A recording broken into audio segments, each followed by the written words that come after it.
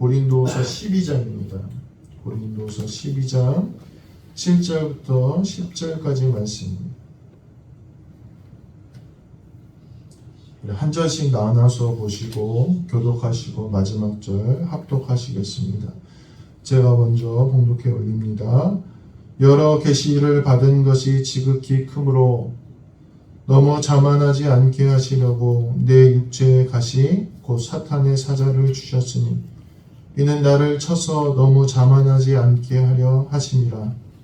이것이 내게서 떠나가게 하려 내가 세번 주께 간구하였더니 나에게 이르시기를 내 은혜가 내게 족하도다. 이는 내 능력이 약한 데서 온전하여 짐이라 하신지라. 그러므로 도리어 크게 기뻐함으로 나의 여러 약한 것들에 대하여 자랑하리니 이는 그리스도의 능력이 내게 머물게 하려 함이라. 같이 읽겠습니다. 그러므로 내가 그리스도를 위하여 약한 것들과 능욕과 궁핍과 박해와 곤고를 기뻐하노니 이는 내가 약한 그때에 강함이라. 아멘. 할렐루야. 오늘 말씀 제목은 내 은혜가 내게 족하도다, 이런 말씀의 제목입니다. 다들 손에 가시가 박혀 보신 적이 있을 것 같습니다. 전에 김순기 원사님이 오셔서 손에 가시가 박혔다고 빼달라고 그러셨는데 그때 처음 알았어요. 아, 나도 노안이 왔구나. 안 보이더라고요. 이 가시가 박혔는데 이렇게 봐도 안 보이더라고요. 빼드리고 싶었는데 못 빼드렸어요. 근데 이 가시가 박히면 얼마나 껄끄럽습니까? 이 별거 아닌 것 같은데도요, 계속 신경이 쓰이고 그렇습니다. 목에 가시가 걸려보신 적 있으시죠? 생선을 먹다 얼마나 괴롭습니까? 가시 때문에 죽진 않아요. 그렇죠. 근데 그게 좀 빠졌으면 좋겠다, 그런 생각이 누구나 있습니다. 눈에 뭐가 들어가신 적이 있으실까요? 그러면 어떻습니까? 참 괴롭고 고통스러워서 야, 이것만 없었으면 좋겠다 라고 생각이 들다가 어느 순간 그게 빠져나가면 어떻습니까? 참 개운하고 시원하고 그렇습니다. 오늘 사도 바울이 이야기하는 가시는 잊지 말아야 될 것, 불편한 것, 없었으면 좋겠는 것, 계속 나를 힘들게 하고 어렵게 하는 것들입니다. 바울이 이야기하는 육체의 가시, 사탄의 사자가 정확히 무엇인지는 우리가 알 수 없습니다. 유혹일 수도 있고 그가 가졌던 만성적인 안질일 수도 있고 말라리아, 편두통, 또 간질, 언어장애일 수도 있습니다. 무엇이든지 간에 그의 삶을 너무나 힘들게 했을 것입니다. 바울은 이해할 수가 없었습니다. 때론 하나님의 인도하신 가운데 은혜가 넘치게 살아가기도 하다가 바울은 왜 하나님께서 이 가시에 대해서 나에게 고쳐주시지 않을까, 해결해 주시지 않을까 참 궁금했을 것입니다. 사도 바울의 삶이 어땠습니까? 그는 다른 사람의 병을 고치기도 했습니다. 죽은 사람을 살리기도 했습니다. 복음을 전하고 귀신을 내쫓고 천국을 보았던 사람인데 그가 그의 가시 때문에 고통받고 있다는 것은 얼마나 아이러니한 일이었겠습니까? 그를 반대하던 사람들은 그것이 바울의 약점이 되어, 사람들에게는 그것이 바울의 약점이 되어 괴롭힘의 수단이 되었을 수 있습니다. 바울은 이것만 없으면 목회 잘할 수 있겠다, 바울은 이것만 없으면 내가 잘 살 수 있겠다, 그렇게 아마 생각했을 것입니다. 그런데 오늘 본문은 그 문제로 인하여 오늘 바울이 더 깊은 은혜를 깨닫게 되는 모습이 나오고 있습니다. 오늘 바울의 가시는 바울을 하나님 앞에서 교만하지 않게 하시려는 하나님의 배려였다는 것입니다. 바울에게는 그것이 교만을 막을 수 있는 하나님의 배려였지만 오늘 우리에게도 이 바울의 가시와 같은 문제들이 있습니다. 궁금합니다. 하나님, 왜 나에게 자꾸 이런 일이 떠나지 않습니까? 이 일은 왜 하나님, 다른 일들 가운데는 하나님 나에게 역사하시는데 왜 이 일은 내가 이렇게 힘들게 가져가야 됩니까? 이런 우리의 문제들이 있습니다. 그런 바울에게 오늘 주님은 내 은혜가 내게 족하도다 이렇게 말씀하십니다. 주님은 모든 기도에서 반드시 내가 들어주겠다라고 말씀하시지 않습니다. 오늘 간구하는 자마다 주신다는 약속을 어기신 것이 아니라 오늘 하나님께서는 우리에게 가장 좋은 상황, 가장 좋은 길로 인도해 주신다는 사실을 오늘 우리가 이 말씀을 통해서 깨달아야 됩니다. 오늘 우리에게도 바울의 가시 같은 것이 있을 것인데 과연 우리는 이것을 어떻게 받아들이고 어떻게 하면 우리가 바울과 같은 만족함이 있을지 오늘 우리 본문을 통해서 함께 나눠보시면서 다 가시가 있습니다. 저에게도 있습니다. 오늘 이 가시가 변하여 은혜가 되는 시간이 되시기를 주님의 이름으로 간절히 축원합니다. 첫 번째로 오늘 바울은 이 가시로 하여금 자신의 약한 것이 온전하여진다 이렇게 이야기하고 있습니다. 이것은 약하기 때문에 하나님의 은혜가 있다는 말입니다. 저는 그동안 제가 잘하는 줄 알았어요. 참 잘하지도 못하는데 잘하는 줄 알았어요. 그런데 저번에 기도하는데 요즘 제가 성경을 못 썼거든요. 제가 성경 쓴다고 자랑하지 않았어요, 혹시? 성경 쓴다 이렇게 자랑했던 것 같습니다, 제가. 근데 한동안 제가 못 썼어요. 공사 끝나고 나서부터 이상하게 못 쓰겠더라고요. 그래서 못 쓰고 있었는데 기도하는데 야, 이게 내가 자랑할 만한 것이 아니었구나 라는 것을 첫 번째 깨달았고, 두 번째는 뭐냐면 야, 이 성경 쓰는 거 하나도 알고 봤더니 하나님이 쓰게 하신 거구나 라는 걸 깨달았어요. 우리 성경 쓰는 거 별거 아닌 것 같잖아요. 그렇죠? 누구나 쓸 수 있을 것 같다고 생각하잖아요. 그런데 기도하면서 느꼈던 게 야, 이거 성경 쓰는 거 하나도 하나님이 쓰게 하시지 않으면 쓸 수 없는 거구나 라는 걸 깨달았습니다. 오늘 바울이 이 육체의 가시를 감사하고 만족할 수 있었던 것은요, 이 가시 때문에, 하나님이 주신 이 가시 때문에 바울이 교만하지 않고 끝까지 복음 전도자로 살아갈 수 있었던 거예요. 다시 얘기하면 바울이 훌륭한 게 아니라 바울을 그렇게 살게 하시도록 인도하신 하나님의 능력이 훌륭하다는 사실을 오늘 바울은 깨달았다는 것입니다. 마태복음 19장 23절에는 예수께서 제자들에게 이르시되 내가 진실로 너희에게 이르노니 부자는 천국에 들어가기가 어려우니라 이렇게 말씀하고 계십니다. 강한 사람은 도움이 필요 없습니다. 스스로 해결해 나갈 수 있습니다. 그런데요, 약한 사람일수록 도움을 많이 구해요. 약한 사람일수록 의지하는 게 많습니다. 저희 교회도 사실 미자립 교회라고 부릅니다. 비전교회라고 그래요. 비전교회. 미자립 교회라고 하니까 어감이 조금 이상해서 비전교회 이렇게 요즘 얘기합니다. 제가 이 비전교회 목회자로 살아가면서 입에 달고 사는 말이 하나 있습니다. 그게 뭔지 아세요? 감사합니다라는 말을 입에 달고 살아요. 다른 목사님들 만날 때마다 누구 만날 때 감사합니다. 왜 그런 줄 아세요? 도움을 그만큼 많이 받기 때문이에요. 약하기 때문에 많은 도움과 중보가 필요하죠. 그런데요, 어느 순간 불편한 마음이 들더라고요. 왜 나는 이렇게 계속 고개를 숙이며 다녀야 될까? 나는 왜 이렇게 감사하면서 살아야 될까? 그런데 오늘 말씀을 준비하면서 야, 이것이 내 가시가 아니라 하나님의 은혜구나 라는 것을 깨닫게 되었습니다. 약한 것일수록, 없는 것일수록 누구를 의지하게 됩니까? 하나님을 의지하게 된다는 거예요. 저희 장모님이 목요일날 수술을 하셨어요. 암 수술을 하셨어요. 그런데 요즘에 저희 가정에 변화가 하나 있습니다. 뭔지 아세요? 기도를 그렇게 많이 해요. 기도를. 왜 그런 줄 아세요? 머니까 자주 못 가요. 갈 수가 없는 거예요. 저희가 해드릴 수 있는 게 없는 거예요. 그러니까 저희 아내도 이제 새벽마다 밤마다 이제 기도하고 기도를 많이 해요. 또 금식도 했습니다. 금식도 합니다. 그러니까 없으니까, 할 수 없으니까 주님을 찾게 되는데요. 간절히 찾게 되는데요. 너무 좋아요. 너무 좋아요. 요즘에 너무 좋아요. 이게 자랑할 건 아닙니다. 언제 저희가 또 낙심할지 모르겠지만 지금은 너무 좋아요. 너무 좋아요. 왜? 할 수 없으니까 누구를 의지합니까? 하나님만 의지하게 된다는 거. 오늘 주님의 말씀하심이 그렇습니다. 너희의 약함, 너희의 가시가 왜 은혜가 되느냐? 그것 때문에 누구만 의지하게 된다는 거예요. 주님만 의지하게 되는데 그 주님만 의지하는 결과가 무엇이냐? 오늘 바울이 만족했던 것처럼 또 저희 가정이 지금 매우 만족하고 있는 것처럼 하나님의 은혜가 있다는 것입니다.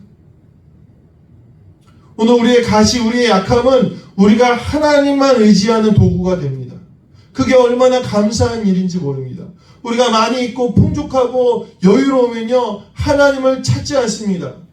기도를 하다도 간절함이 없어요. 그런데 이 가시로 하여금 사도 바울도 그렇고 모든 믿음의 가정이 하나님을 전심으로 의지할 때 그때야 비로소 하나님의 온전하심을 경험하고 깨닫게 된다는 사실을 오늘 우리 성도님들이 깨닫게 되시기를 주님의 이름으로 간절히 축원합니다.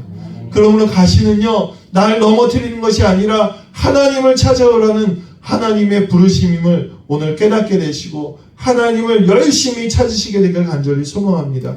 간절히 찾으시길 바랍니다. 그러면 하나님의 온전하심도 발견하게 됩니다. 기뻐하게 되고 만족하게 됩니다. 이 놀라운 믿음의 신비를 깨닫게 되시기를 주님의 이름을 간절히 축원합니다. 두 번째로 오늘 사도 바울은 이 약한 것 때문에 내가 그리스도인임을 자랑할 수 있다 그렇게 이야기하고 있습니다. 신약 성경에 보니까 마태복음에 사마리아 우물가의 여인이 나옵니다. 이 여인은요 소위 말하면 부정한 여인이었어요. 남편이 5명이나 있는데 그 5명도 지금 살고 있는 남편이 아니라 여러 그런 문란한 그런 여인이었습니다. 그래서 이 여인은요 남들은 다 해가 지고 조금 날씨가 좀 덜 뜨거울 때 물을 뜨러 나가는데 사람들하고 만나면 사람들이 욕하고 비난하고 막 수군대니까 이 여인은 땡볕에 나가서 물을 떴던 여인이에요. 그런데 이 여인이 주님을 만납니다. 주님을 만나고 나서 이 여인에게 가장 큰 변화가 있는데 뭔지 아세요? 마을 사람들한테 뛰어갔다는 거예요. 마을 사람들. 그 마을 사람들이 누구예요? 자기를 욕하고 자기 약점을 비난하던 그 사람들한테 뛰어갔어요. 왜 뛰어갔을까요? 주님을 발견하고 나니까 그게 더 이상 약점이 아니게 된 거예요. 약점이 아니게 된 거예요. 뭐가 된 거예요? 은혜가 된 거예요. 은혜가. 신기하지 않습니까? 우리가 약한 것, 창피한 것은 숨기게 돼요. 바울도 당당히 고린도 교회에다 편지하고 있는데 사실 바울도 그 약한 것, 자기의 허점, 자기의 가시를 왜 숨기고 싶지 않았겠습니까? 그런데 그게 하나님 안에서 은혜가 되니까 뭐로 바뀌느냐? 간증으로 바뀌게 된다는 거예요. 이 가시, 이 고난을 은혜로 이겨낸 이들이 비로소 간증하게 되는 것입니다. 지난주에 제 친구 가정이 왔는데 문득 이야기하던 내용들이 있어요. 제가 참 큰 어려움을 만났을 때 이야기였어요. 근데 그때 가장 큰 도움을 줬던 친구가 그 친구였어요. 제가 가장 낙심해 있을 때 죄송합니다.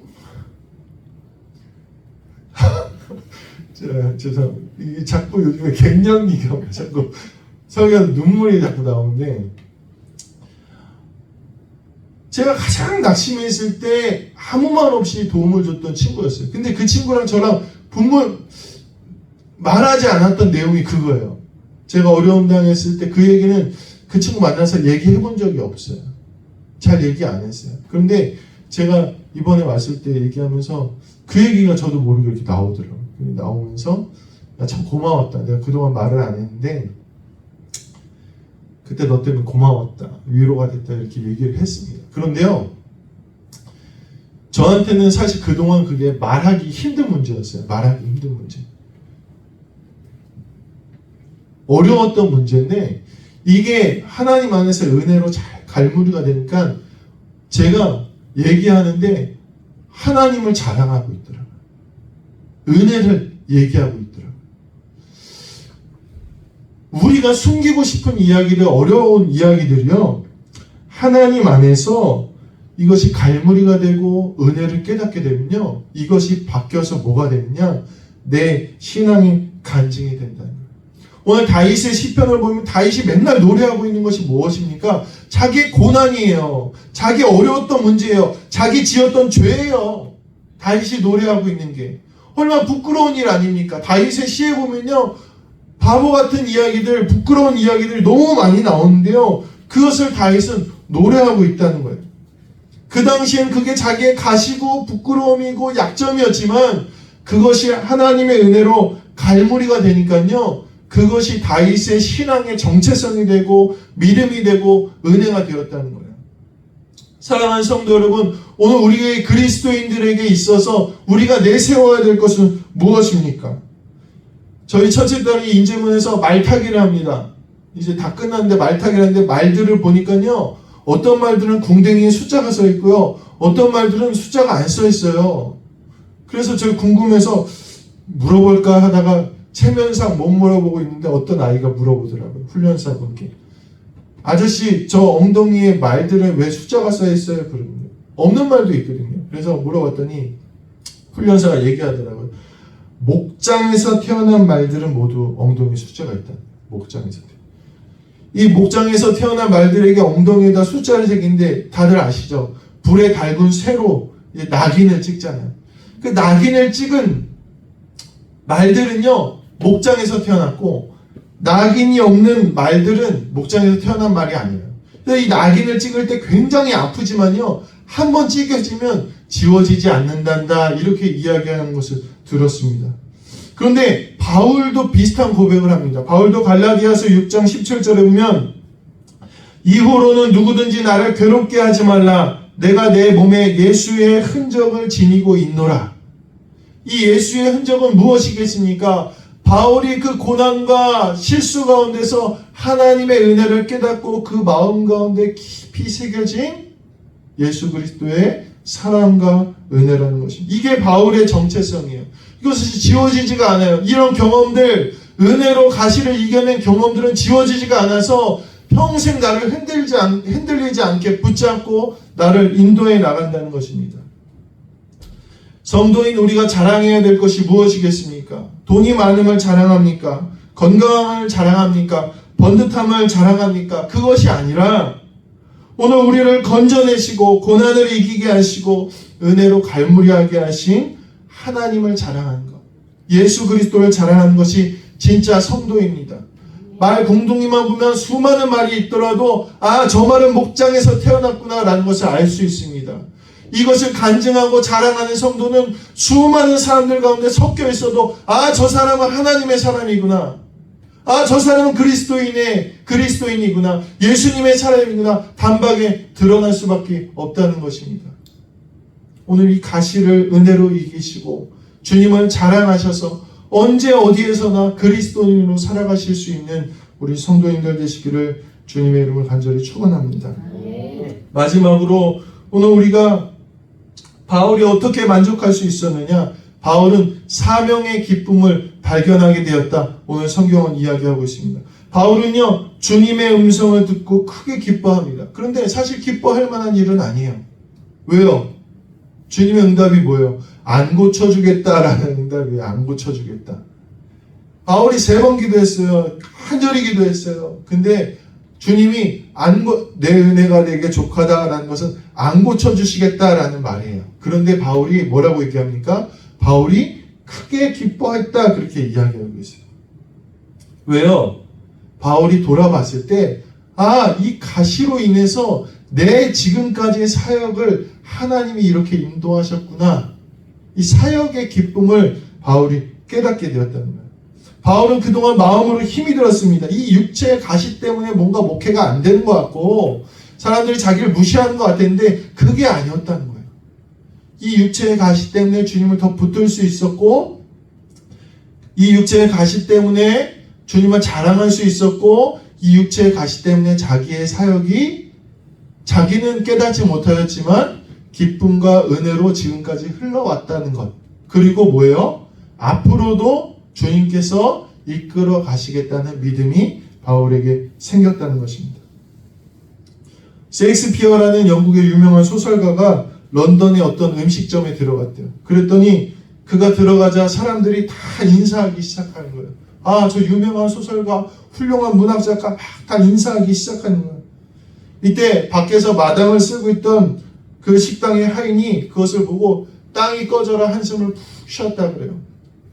셰익스피어가 그 모습을 보고 밖으로 나갔습니다. 그리고 왜 당신은 이렇게 한숨을 푹 쉬었습니까? 그렇게 얘기했대요. 그랬더니 이 하인이 이렇게 얘기했대요. 똑같은 사람으로 태어났는데 당신 같은 사람은 많은 사람들에게 존경받고 영광스러운 인물인데 나는 밥이나 얻어먹기 위해서 식당의 마당을 쓸고 있는 신세니 내 자신이 어이가 없어서 한숨을 쉬었습니다. 이렇게 얘기했어요. 우리 그럴 때 있죠. 저 사람은 저렇게 멋들어지게 사는데 저 사람 저렇게 훌륭하게 사는데 내 모양은 왜 이럴까? 그런데 셰익스피어가 이렇게 얘기했다는 거예요. 친구여, 당신은 식당의 마당을 쓰는 게 아니라 하나님이 지으신 지구의 한 모퉁이를 쓰는 것입니다. 이렇게 얘기했다는 거예요. 사랑하는 성도 여러분, 우리 안에 만족과 기쁨이 없는 이유는요, 우리가 하찮은 일을 해서가 아니라 우리 안에 주님의 사명이 없기 때문입니다. 주님의 사명대로 살아간 자들만 누릴 수 있는 기쁨이 있습니다. 우리가 지난 시간 주님이 주시는 기쁨에 대해서 이야기했습니다. 십자가의 은혜가 넘치면 우리 안에 참된 기쁨이 찾아오는데 그 기쁨이 확장된 것이 바로 주님의 사명의 삶을 살아가는 것입니다. 바울이 그리스도를 위해서 온갖 핍박과 고난을 인내하고 보니 자기의 삶이 얼마나 영광스러웠습니까? 바울은 젊어서부터 권력이 있고 학식이 있고 뛰어난 삶을 살았던 사람입니다. 그런데 거기에서 느끼지 못했던 하나님의 참된 기쁨이 오늘 바울 가운데 넘치게 되었다는 거예요. 오늘 왜 우리가 기쁘지 않습니까? 그것은요, 우리가 하나님의 사명대로 살아야 되는데 그 사명의 기쁨을 발견하지 못했기 때문이라는 것입니다. 오늘 바울은 이 가시를 통해서 사명의 기쁨을 다시 한번 발견하게 되고 하나님 들어주시지 않아도 기쁘다 라는 고백을 오늘 우리에게 하고 있다는 것입니다. 오늘 이 사명의 기쁨도 발견할 수 있는 우리 모든 성도님들 되시길 간절히 소망합니다. 말씀을 마무리합니다. 오늘 우리 모든 성도님들께 만족하는 은혜가 있게 되기를 간절히 소망합니다. 오늘 본문은 사도 바울의 가시가 은혜가 되는 과정을 이야기하고 있습니다. 우리도 처음에는 바울처럼 이 가시를 없애달라고만 기도합니다. 그런데 어떤 이들은요, 이 가시 때문에 처음 교회 나오기도 합니다. 어떤 이들은요, 이 가시 때문에 믿음이 자라나기도 합니다. 또 어떤 이들은 이 가시 때문에 하나님을 더 깊이 만나기도 합니다. 저는 요즘 매우 좋습니다. 그런데 만족스러운 상황은 아니에요. 그런데도 의지할 게 주님밖에 없다 보니까 만족하고 기쁘게 됩니다. 깨달은 게 있어요.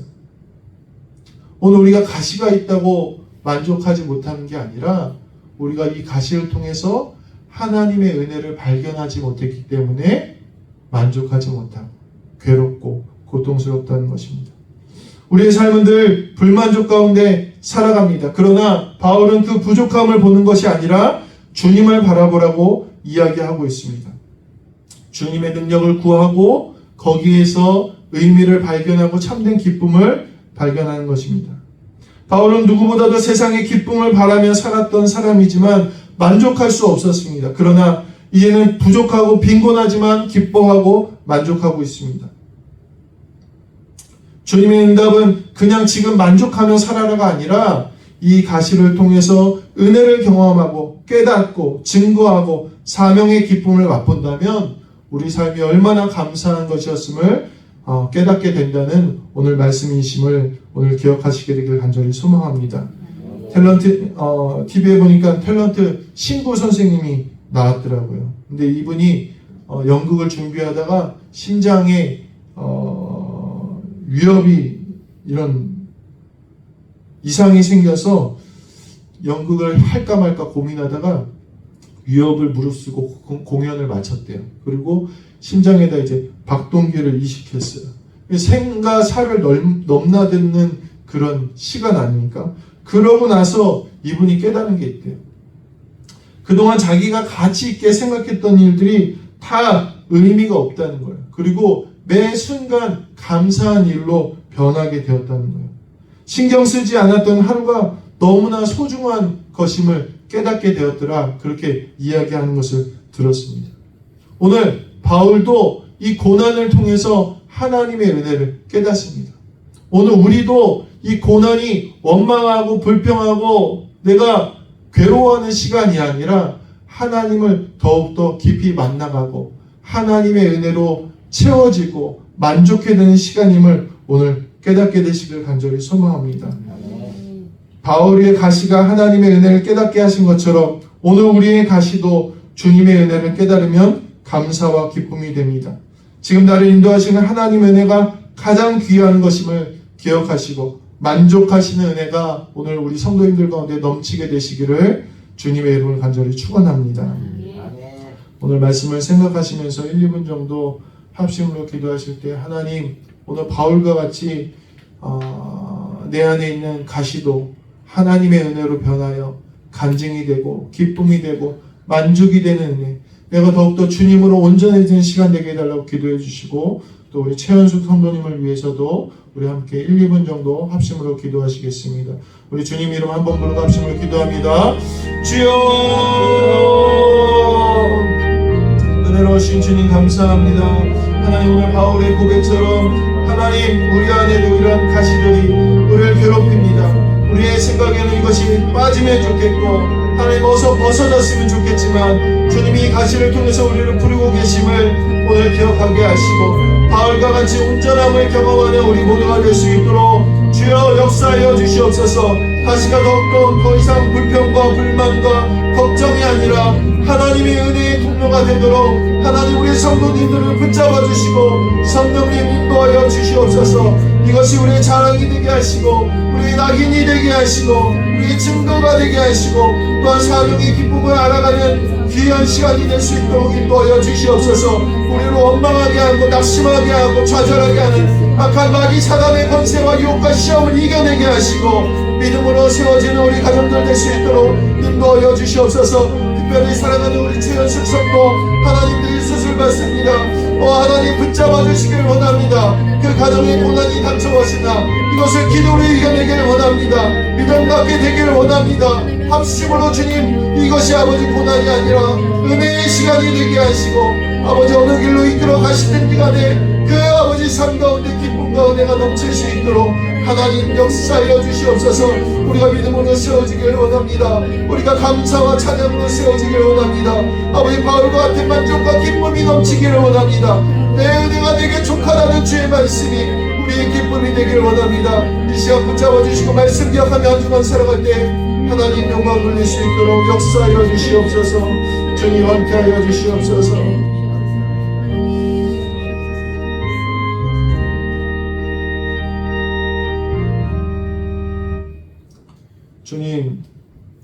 주님께서 늘 우리에게 은혜 베풀고 계시지만 우리는 작은 가시 하나로 불평하고 원망하진 않습니까?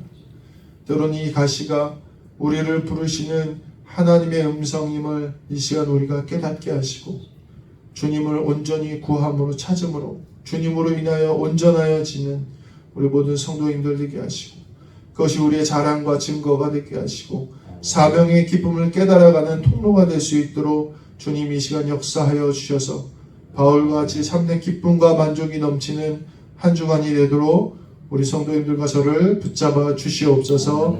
감사드리며 우리 주 예수 그리스도의 이름으로 기도하옵나이다. 아멘.